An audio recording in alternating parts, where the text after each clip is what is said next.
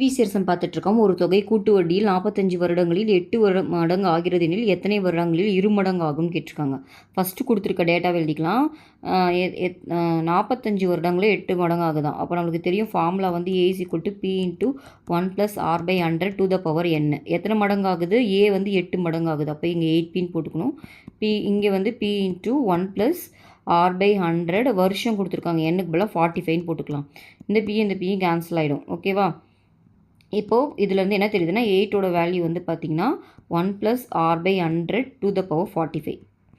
Okay, இப்போ என்ன கேட்குறாங்கன்னா எத்தனை வருடங்களில் 2 மடங்கு ஆகும்னு கேட்டிருக்காங்க. அப்போ இது அப்ளை பண்ணோம்னா 2P ஆகணும்.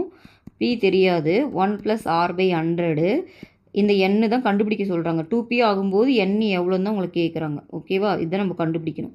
ஸோ இது ரெண்டையும் நம்ம இங்கேயும் பிபியும் கேன்சல் ஆகிடும். இப்போ எப்படி இருக்குன்னா 2 = 1 + R/100 to the power n இருக்குது. இப்போ இது ரெண்டையும் ஏதாவது கம்பைன் பண்ணி தான் நம்மளால் கண்டுபிடிக்க முடியும். ஸோ இதில் சப்ஸ்டியூட் பண்ணுற மாதிரி ஏதோ வழி இருக்கான்னு பார்க்கணும். இங்கே 2 இருக்குது, இங்கே 8 இருக்குது.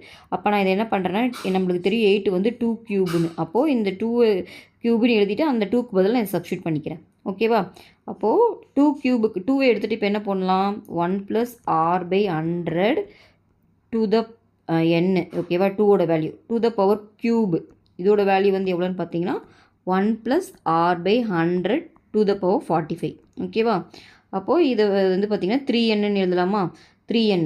இப்போது ரெண்டுலேயும் பேஸ் ஈக்குவலாக பவரும் ஈக்குவல். அப்போ 3n வந்து 45. ஓகேவா? அப்போ எனக்கு n தான் வேணும்.